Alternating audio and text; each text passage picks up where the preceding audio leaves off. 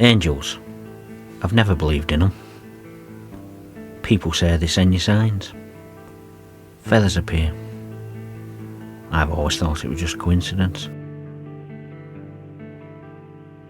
They say you can ask angels for help. Whether you believe in them or not, when you're desperate, you'll try anything. As a kid, I didn't know much about him. All I knew was that he'd gone mad. People get ill. No one can help anything that's beyond their control, and the mind's no different.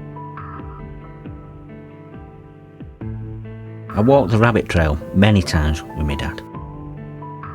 He spoke about his brother with a real sense of sadness. Uncle Phineas was easily hurt. Fragile was the word my dad used.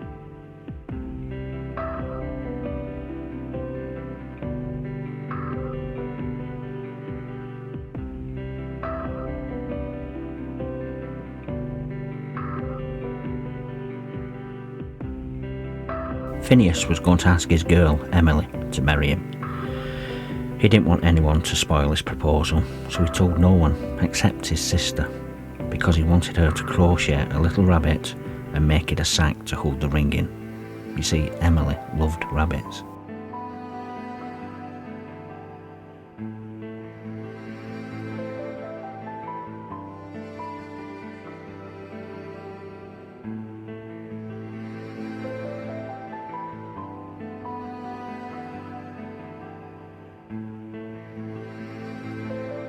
They hid the rabbit from the rest of the family so no one would find out.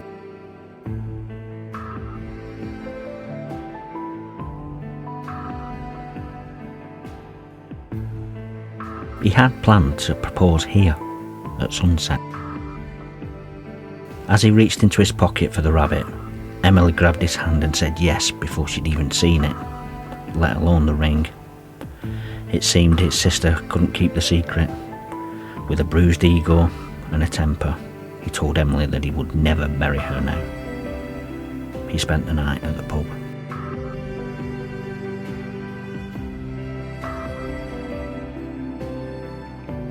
He was young and immature.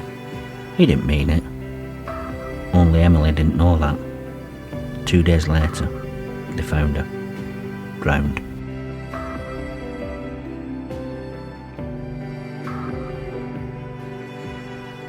Devastated, Phineas disappeared into the woods and slept rough.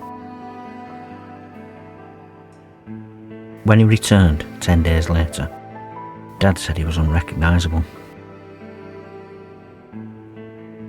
A rumour had begun saying that he'd never intended to marry her at all, but Phineas had proof. He reached into his pocket for the ring, but it wasn't there. He'd lost it. But his sister knew he had the ring. What I was told next made my blood run cold. His sister denied any knowledge of the ring and said that she'd never made the rabbit. Dad said Phineas's love for his sister died that day. He was obsessed with finding the lost rabbit.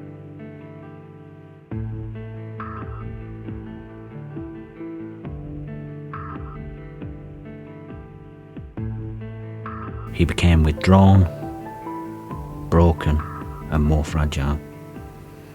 My uncle spent his final years in an asylum and went to his grave without ever finding the rabbit.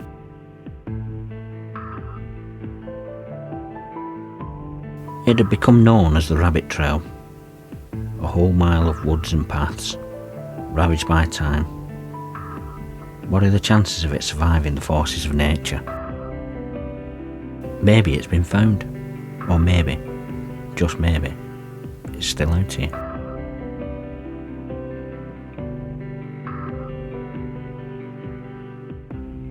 People said it was searching for the rabbit that drove him mad. Some said it was the guilt.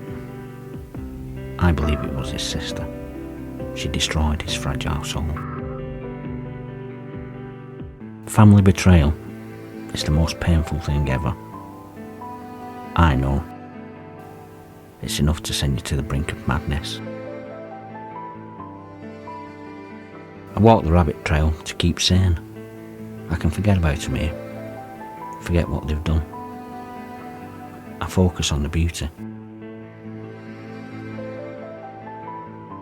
There are moments when I look at all this, I wonder if there could be something else. I wonder if Phineas follows me through the trails. If I keep looking, then at least there will be one person who cared about him. For some reason, I felt compelled to go and see the house where he grew up. An elderly man came out, and when I began to tell him about my uncle, he stopped me. He had tears in his eyes as he told me what he'd witnessed 70 years ago. The elderly man, a child back then, was playing hide and seek behind some coats when he saw a hand take out of Phineas's coat pocket a tiny rabbit. It was Phineas's sister. She threatened that he'd be in serious trouble if he ever told what he'd seen. She told him to go and hide the rabbit. He hid it in a dry stone wall beyond the nettle meadow. He had no idea how important it was to tell someone. Later, she made him go back for the ring. As for the rabbit, he'd left it hidden in the wall. He hoped the rabbit would still be there for me.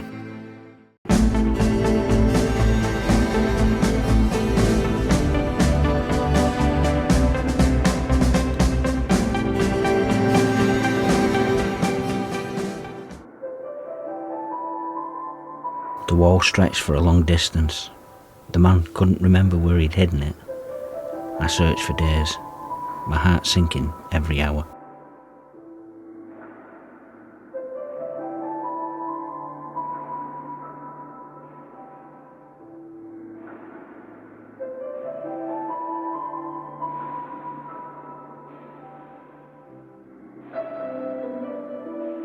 They say you can ask angels for help.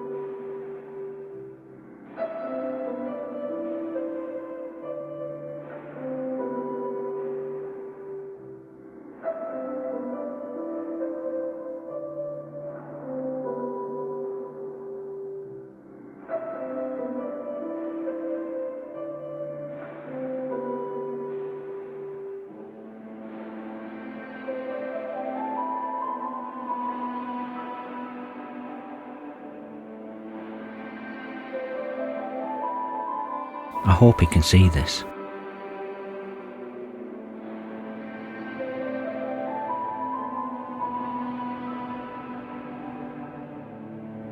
I hope it brings him some peace.